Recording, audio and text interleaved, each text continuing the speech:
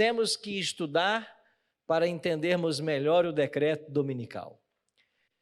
É um dos capítulos mais extraordinários da Bíblia, e nós poderíamos gastar muitas e muitas noites estudando detalhes desse capítulo.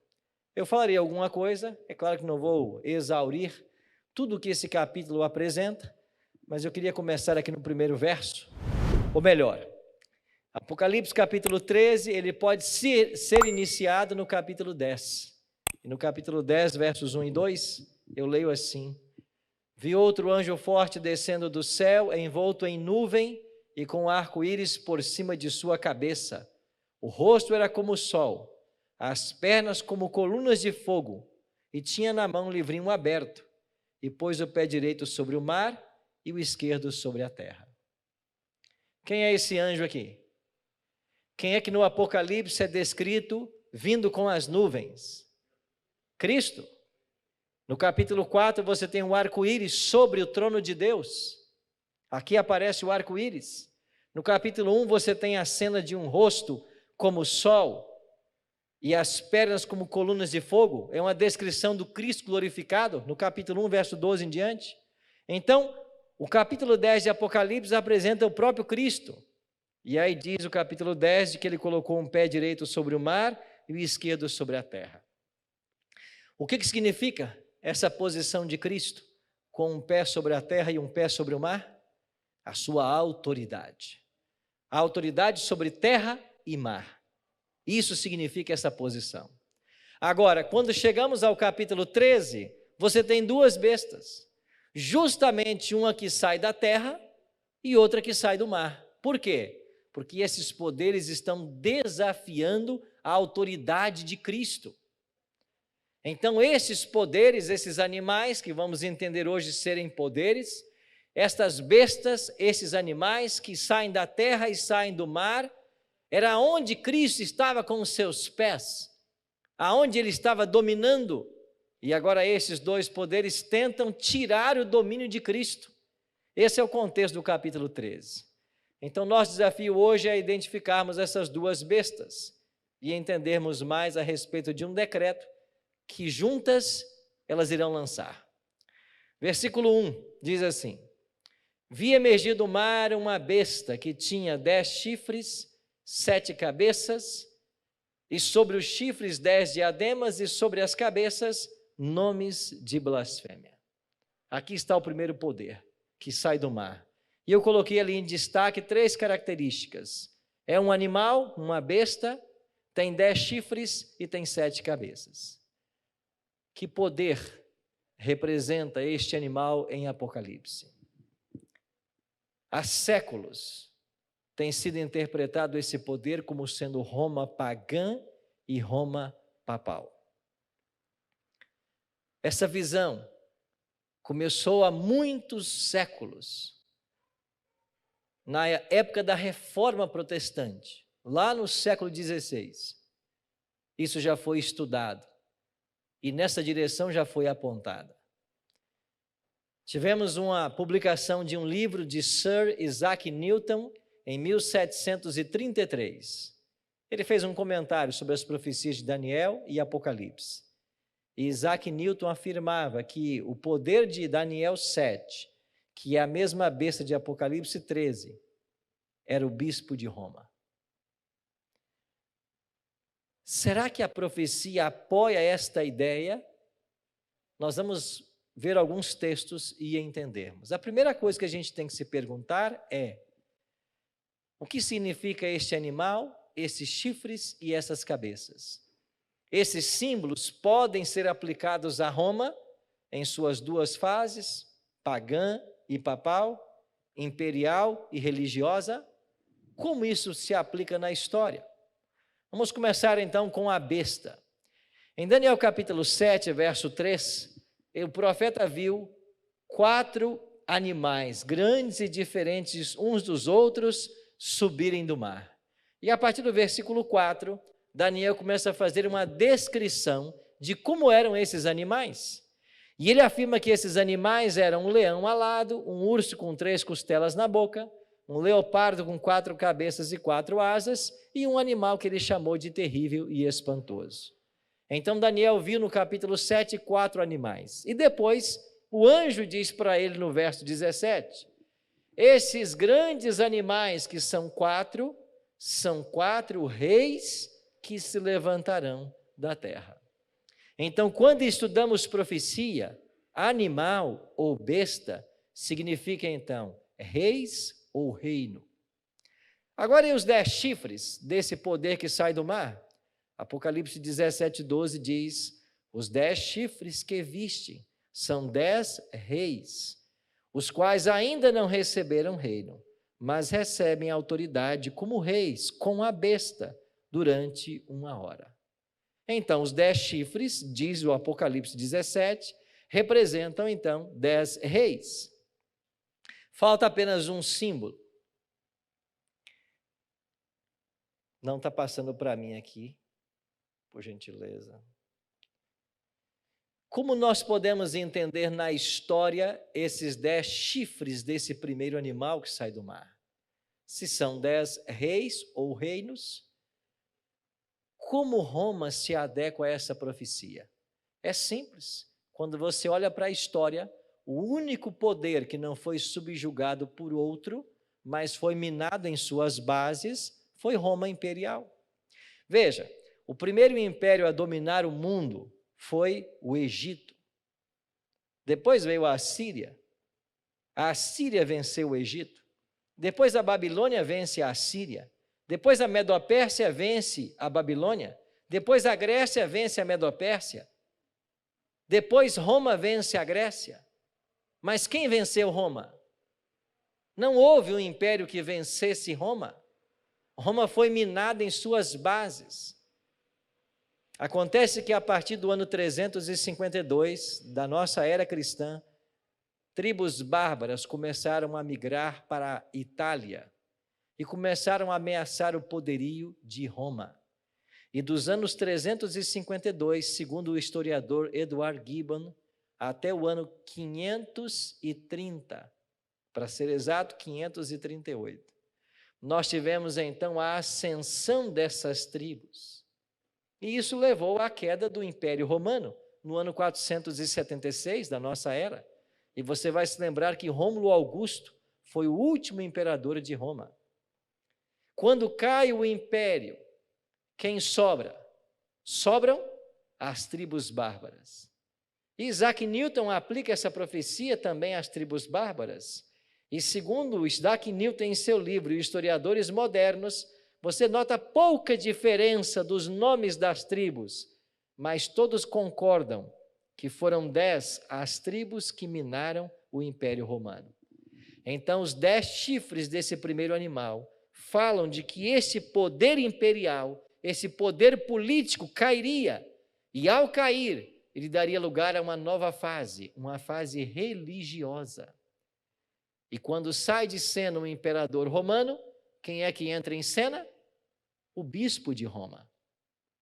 E é por isso que o título usado hoje pelo Papa, Sumo Pontífice, era um título do imperador. Então, no passado, Sumo Pontífice, que em latim quer dizer o máximo construtor de pontes, era o imperador. E esse título sai do imperador e agora vem para o bispo de Roma. Então a profecia vai se aplicando claramente, e falta agora apenas as 7 cabeças. Esta besta que sai do mar possui 7 cabeças, e o que elas representam? Apocalipse 17, 9 e 10 responde: aqui está o sentido, quem tem sabedoria. As 7 cabeças são 7 montes, nos quais a mulher está assentada. São também 7 reis, dos quais 5 caíram, um existe e o outro ainda não chegou. E quando chegar, tem que durar pouco tempo.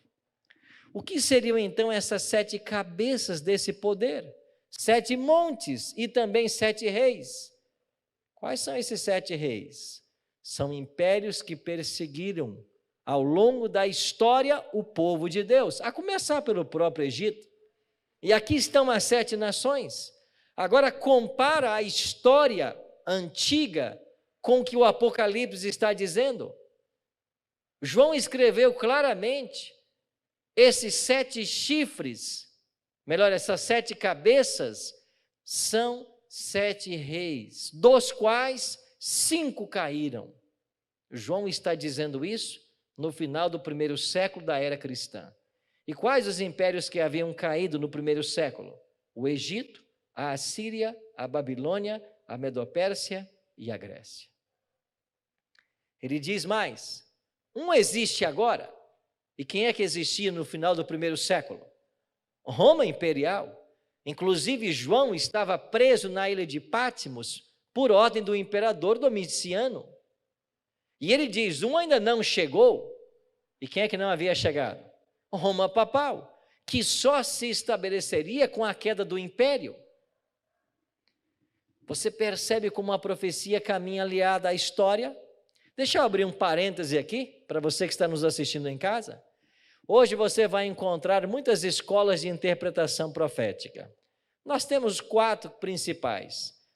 Temos a escola preterista, a escola futurista, a historicista e a idealista. Mas quando você fala em interpretação profética, a escola preterista pega tudo que você estuda na Bíblia e quer dizer que aconteceu num passado longínquo. Então isso não interessa para você. A escola futurista pega a profecia de Daniel e Apocalipse e joga para um futuro distante que nós também não atingiremos. Isso nada interessa para você. A escola idealista de igual forma. Agora, a Igreja Adventista do Sétimo Dia entende a profecia e a interpreta à luz da escola historicista. Por quê? Porque nós entendemos que o melhor intérprete da profecia é a história. Olha para a história. 5 caíram, um existe, um ainda não chegou. E todas essas 7 nações, ou esses 7 poderes, foram opressores do povo de Deus. Começa aqui com o Egito, 400 anos de escravidão. Vai para a Síria, destruiu as 10 tribos do norte de Israel, no ano 722 a.C. Vai para a Babilônia, escravizou por 70 anos as 2 tribos que sobraram. Vai para a Medopérsia, perseguiu o povo de Deus nos dias da rainha Esther e do rei Assuero. Vai para a Grécia, profanou o templo dos judeus através de Antíoco Epifânio e perseguiu os judeus. E vai para Roma, império, crucificou o próprio Cristo. E quando nós chegamos em Roma papal, o que acontece? Um poder opressor e perseguidor, que perseguiu os cristãos por séculos, como nós veremos daqui a pouco. Isaac Newton já falava lá no século XVIII, várias das coisas que eu estou apresentando para vocês. Quando chegamos ao versículo 2, Apocalipse 13 diz de que essa besta que sai do mar, que nós entendemos ser Roma pagã e papal, ela se assemelha ao leopardo, ao urso e ao leão, os animais que eu apresentei para vocês lá de Daniel capítulo 7. Agora, por que é que não aparece aqui o animal terrível e espantoso? Porque o animal terrível e espantoso é também um símbolo de Roma. Então, este animal terrível e espantoso do capítulo 7 de Daniel e a besta que sai do mar de Apocalipse 13 falam de um mesmo poder. Agora, por que é que esse 4º animal e por que essa besta que sai do mar tem semelhança com o leão, com o urso e com o leopardo? Na profecia de Daniel, o leão simboliza a Babilônia, e de Babilônia, Roma copiou o orgulho e a altivez. O urso representa a Medopérsia, e dos medos e persas, Roma copiou o dia de adoração ao sol, porque foi lá no Império Medo-Persa que surgiu o mitraísmo, e os mitraítas são na história mundial os primeiros adoradores do sol. Daí veio a guarda do domingo. E qual é a semelhança que Roma tem com o leopardo, que significa a Grécia? Dos gregos, Roma herdou a adoração de imagens, os deuses e os ídolos. E assim como na Grécia você tinha um deus para cada estação, para cada sentimento, hoje Roma tem um santo para cada dia do ano, um santo para cada causa. Isso é uma cópia dos gregos. É por isso que esse poder se assemelha ao leão, ao urso e ao leopardo. Mas a profecia não para por aí. O versículo 5 diz que ela recebeu uma boca para proferir arrogâncias e blasfêmias e ainda autoridade para agir 42 meses. Se estamos falando de profecia, eu tenho que entender que este é um tempo profético. E quanto que dá 42 meses? Basta você multiplicar por 30, porque no calendário judeu você tem 12 meses com 30 dias. O ano possuía 360 dias. E se multiplicarmos 42 vezes 30, você chega a 1.260 dias. Em profecia, de acordo com Números 14, 34 e Ezequiel 4, 6 e 7, cada dia equivale a um ano. Então você tem exatamente um período de 1.260 anos de supremacia papal. Não está passando para mim aqui o slide. Você tem 1.260 anos de supremacia papal. Vá para a história. É exatamente isto. Em 1798, a história diz que no dia 15 de fevereiro daquele ano, os generais Berthier e Servani aprisionaram o Papa Pio VI por ordem de Napoleão Bonaparte. 15 de fevereiro de 1798. Agora volta exatamente 1.260 anos na história e você chega no ano 538. E o que aconteceu em fevereiro de 538 para marcar o início dessa supremacia?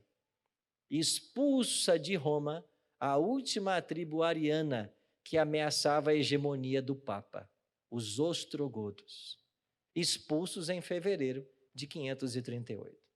Agora, é lógico que o papado não tinha toda a autoridade em 538, mas o caminho foi aberto para a sua atuação. E ele foi num crescente ao longo dos séculos, e quando chegamos ao 11º, 12º e 13º séculos, nós temos o ápice do poder papal. Quando o Papa é colocado como um Deus sobre a terra.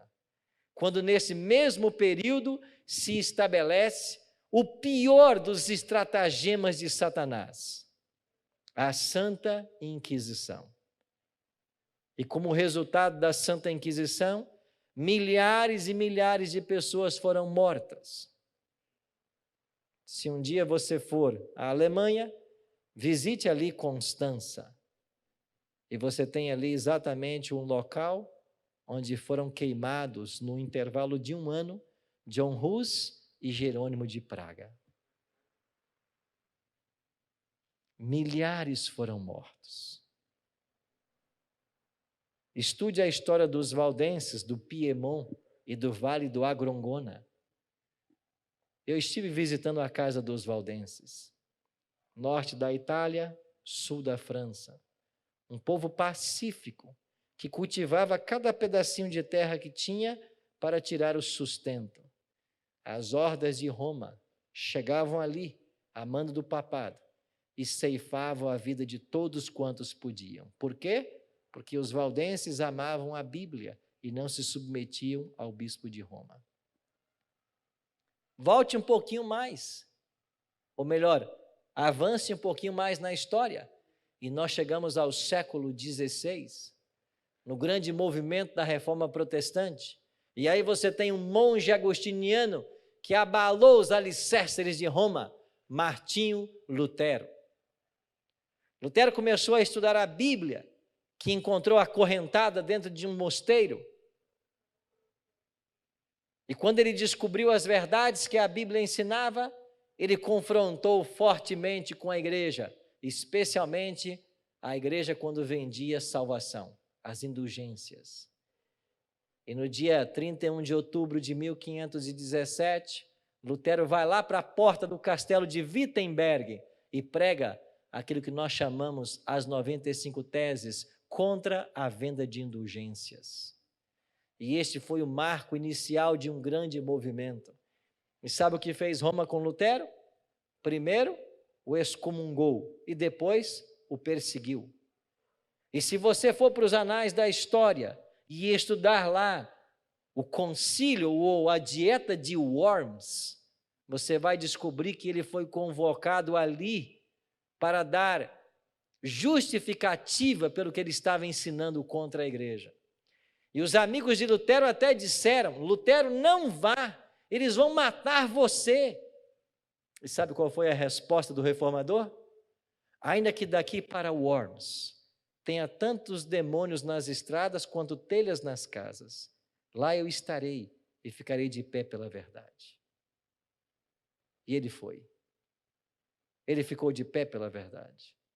E ele só não foi morto, porque Frederico, o sábio da Saxônia, que gostava de Lutero e entendia que ele estava com a verdade, mandou que Lutero fosse sequestrado. E esse Frederico Sábio era um homem que eu aprendi a admirar. E sabe o que disse Frederico Sábio para os seus soldados? Sequestrem Lutero e o escondam num local onde eu não saiba, porque se me prenderem, se descobrirem e me torturarem, eu não poderei entregá-lo. E sabe para onde levaram Lutero? Para o castelo de Wartburg, no alto de uma colina. Eu fui visitar esse castelo. E sabe o que tem lá no alto desse castelo até os dias atuais? A sala onde ficou hospedado Lutero, que assumiu o pseudônimo de Seu Jorge. E naquela sala, enquanto os inimigos da reforma achavam que Lutero estava morto, Lutero estava traduzindo o Novo Testamento da língua latina para o alemão. E em 10 meses, ele traduziu o Novo Testamento. E lá, naquele mesmo quarto onde Lutero se hospedou, você vai encontrar, segundo os guias turísticos dali, uma mancha na parede do quarto. E segundo a história conta, foi porque enquanto ele traduzia a Bíblia, o diabo apareceu para ele, para atrapalhar o trabalho. E ele pegou o tinteiro que ele usava e arremessou contra o diabo. E lá na parede estão as marcas do tinteiro. E o Novo Testamento chegou na Alemanha, na língua do povo. Isso foi um salto para a reforma. Mas eles tentaram matá-lo. Deus protegeu a vida desse homem. Finalmente Lutero se casou. E teve 6 filhos. E morreu lá em Wittenberg como professor da universidade. Catharine van Bora foi a amada de Lutero. Deus preservando a vida dos seus fiéis. Mas muitos morreram. Muitos pagaram com sangue o preço da sua fidelidade. Em Apocalipse 13:3, continua a profecia. Eu vi uma de suas cabeças como golpeada de morte, mas a ferida mortal foi o quê? Curada. Então veja, este poder sofreria uma ferida mortal que seria curada. Quando se cumpre a profecia da ferida mortal? É muito simples, na prisão do Pio VI. Então, quando o Papa Pio VI é preso em 1798, ali está a ferida mortal. Mas escute, você que está nos assistindo em casa, pela internet. A profecia diz que essa ferida seria curada. Lá em 15 de fevereiro de 1798, o Papa foi preso. Perdeu todo o seu poder e sua autoridade. Só que a profecia dizia que ele voltaria no cenário. E a terra inteira se maravilharia seguindo esse poder. Como nós podemos entender isso? Como isso seria curado? Apocalipse 13:8 diz que quando a ferida for curada, adorá-la-ão todos os que habitam sobre a terra, aqueles cujos nomes não foram escritos no livro da vida do Cordeiro, que foi morto desde a fundação do mundo. Então a autoridade, o poder, a hegemonia que esse poder teve na Idade Média, voltará, segundo as profecias do Apocalipse. Mas como isso será possível? Basta você olhar para a história. E ao longo da história dos papas, nós vemos sempre uma briga pelo poder e pela supremacia. E isso está acontecendo e nós estamos testemunhando o que está acontecendo na história, da autoridade desse poder. Eu não sei se você tem conhecimento desse material, que já tem traduzido para o português, mas esta obra, O Papa e o Concílio, é uma obra que você poderia se interessar por ela. Ela foi traduzida do alemão para o português pelo baiano Rui Barbosa. Um alemão que usou o pseudônimo de Janus, escreveu a respeito da autoridade dos papas e das suas prerrogativas, ou pelo menos do que eles arrogavam na Idade Média, e eles se consideravam verdadeiros deuses.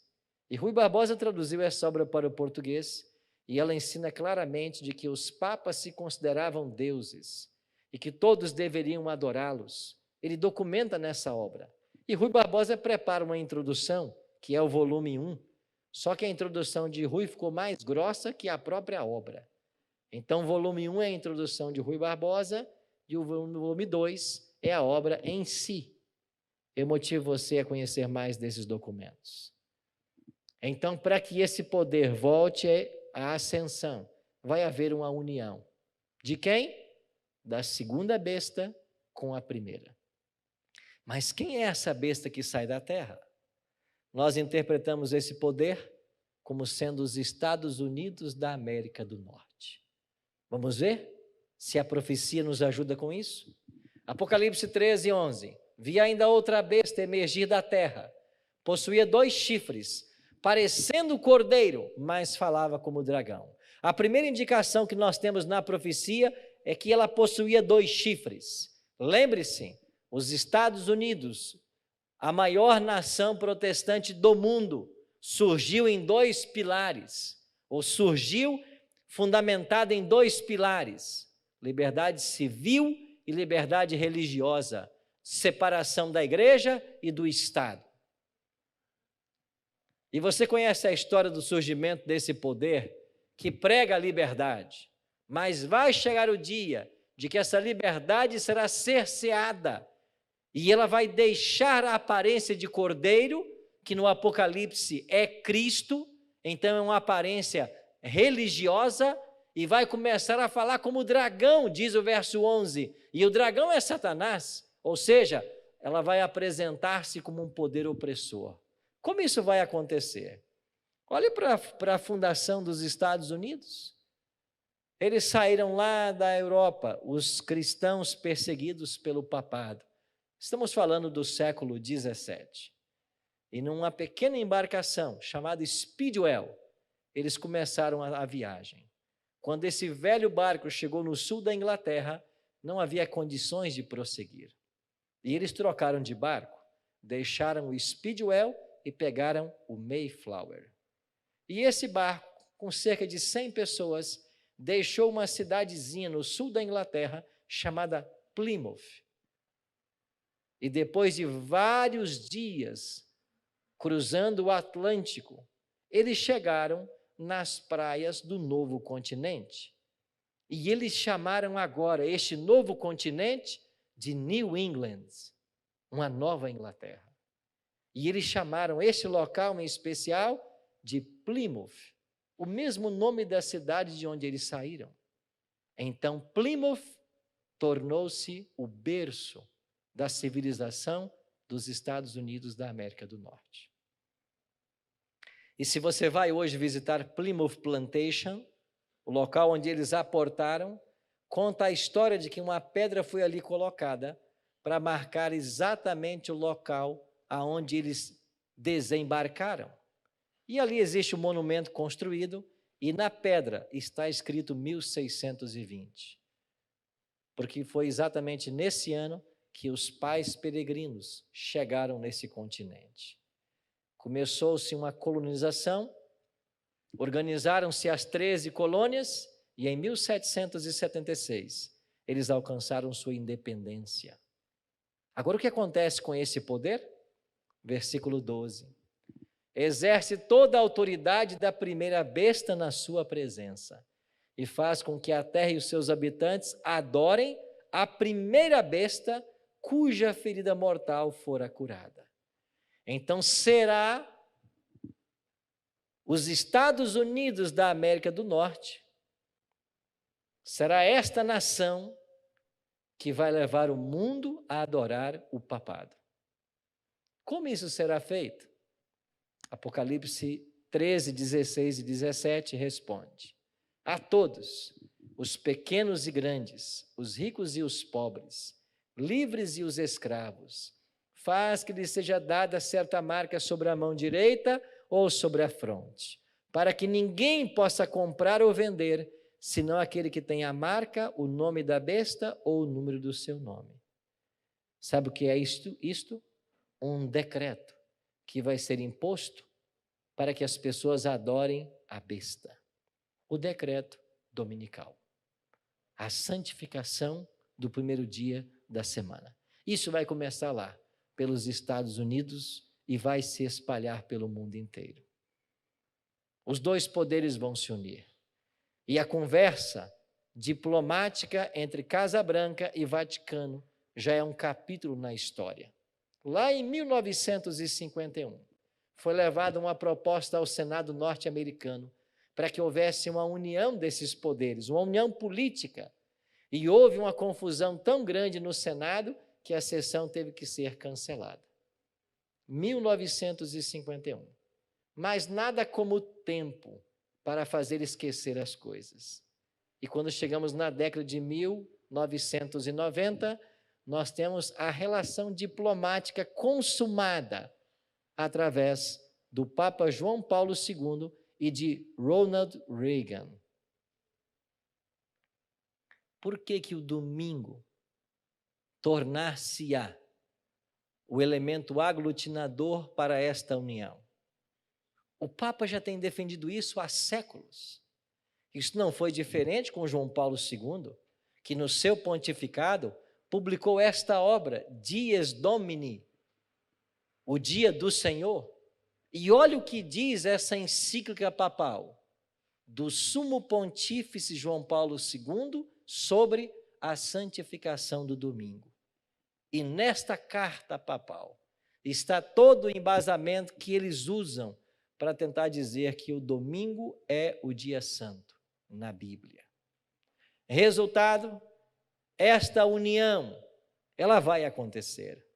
Inclusive a revista Time, naquela década, parece que, seguindo as profecias de Apocalipse, colocou como matéria de capa Reagan e João Paulo II e intitulou a matéria A Santa Aliança. William Wilson foi nomeado o primeiro embaixador no Vaticano. E nós temos agora o início das relações diplomáticas entre esses dois poderes. Isso jamais foi percebido antes. Ou seja, o mundo está se polarizando. E o que vai acontecer? A humanidade será dividida entre dois grupos. Aqueles que vão aceitar o selo de Deus, e nós estudamos ontem sobre o selamento, sábado sobre o selamento, e aqueles que vão aceitar a marca da besta. Então, o que finalmente será a marca da besta de Apocalipse 13? É a crença que o domingo é o dia santo, é a assimilação desse conceito. E o mundo vai ser dividido entre os guardadores do sábado e os guardadores do domingo. E eu e você teremos que escolher de que lado ficar. E sabe o que vai acontecer mais? Olha o que fará esse poder ainda. E foi-lhe dado comunicar fôlego à imagem da besta, para que não só a imagem falasse, como ainda fizesse morrer quantos não adorassem a imagem da besta. Então, em Apocalipse 13, você tem dois decretos. O primeiro, não pode comprar e nem vender, senão quem submeter-se ao decreto dominical. E quem não se submeter, primeiro não pode comprar e nem vender, e finalmente será declarado réu de morte. É assim que o conflito vai chegar ao seu ápice. E esses poderes unidos irão perseguir ao remanescente fiel, identificado em Apocalipse 12, 17, como aqueles que guardam os mandamentos de Deus e têm o testemunho de Jesus. À luz de Apocalipse 13, o fim se aproxima. E cada vez mais nós veremos um apelo mundial a favor de um dia de guarda. Vez por outra, você ouve do atual Papa Francisco declarações sobre a importância do domingo para a família cristã. O desejo de fazer desse dia um dia único para descanso e adoração. Isso vai crescer cada vez mais. O movimento ecumênico está profetizado na Bíblia. Ele vai acontecer. E serão dois os elementos aglutinadores: a crença que o domingo é o dia santo e a crença que a alma é imortal. Essas duas pseudo-doutrinas levarão o cristianismo a uma união. E quando isso acontecer, uma homenagem será prestada ao originador do domingo, o poder papal. Você percebe para onde nós estamos caminhando na profecia bíblica? É por isso que eu afirmo para você com toda certeza: o fim está perto. À luz de Apocalipse 13, nós estamos ouvindo os passos de um Deus que se aproxima. Porque Cristo vai voltar. Para quê? Para dar fim a esses dois poderes. E a única saída para todos nós é nos colocarmos hoje nas mãos de Cristo para fazer a vontade dele. A história vai se repetir. A autoridade que gozou esse poder na Idade Média, ela vai ser mais uma vez alcançada. E quando isso acontecer, as fogueiras se reacenderão novamente. Surgirá no meio do remanescente um movimento de reforma jamais visto. O evangelho vai avançar com poder, o poder da chuva serôdia, conforme estudamos ontem. Mas enquanto o evangelho avança com poder na sua pregação, intensidade também haverá na perseguição. E todos nós precisamos escolher de que lado vamos ficar. Cristo nunca prometeu que o caminho seria fácil. Ele sempre disse que o caminho estreito era o que conduz à vida, não caminho largo, não caminho das facilidades. Pode ser que muita coisa que eu estou apresentando hoje seja nova para você, mas eu queria que você agisse como os bereanos, lá do livro de Atos, que ao receberem a palavra, eles foram examinar com toda a avidez para saber se de fato as coisas eram assim. Hoje eu recebi uma ligação de uma mulher. Ela dizia para mim que assistiu os programas ontem e ontem de ontem. E ela disse assim: pastor, quando eu me pronunciei, dizendo que eu acreditava na santidade do sábado e na vigência da lei de Deus, começou na internet um movimento contra o que eu estava falando. E começaram acusações pesadas contra os adventistas. Mas ela disse uma coisa para mim que me marcou. Ela disse: pastor, mas eu já estou consciente de que o sábado é verdade, porque eu já li a Bíblia e não tem nenhum texto nela que fale sobre a santidade do domingo. É isso mesmo, nenhum. Mas eu posso dar para você 104 textos que falam sobre o sábado e a sua santidade. Agora você tem que escolher. Você vai ficar com a palavra de Deus, com a Bíblia, ou você vai ficar com a tradição, com aquilo que você aprendeu ou com aquilo que a igreja te ensinou até hoje? É uma escolha tua. Finalmente, salvação é uma questão de opção. Aqui ninguém vai ser forçado a nada. E nem a nossa função como igreja é fazer isso. A nossa função é apontar o caminho. E quem quiser ir por ele, que vá. Por mais ternos que sejam os nossos laços, fraternos, esposo e esposa, pai e filho, filho e pai, salvação é uma questão individual. Ninguém salva ninguém. Cada um que tem que buscar fazer a sua parte. tem que buscar ter a sua experiência com Cristo. Porque salvação finalmente é individual. E nesse tempo do fim, muitos conscientes dessa verdade vão se posicionar ao lado de Jesus. Muitas decisões serão tomadas e milagres serão feitos. Eu e você precisamos fazer parte disso.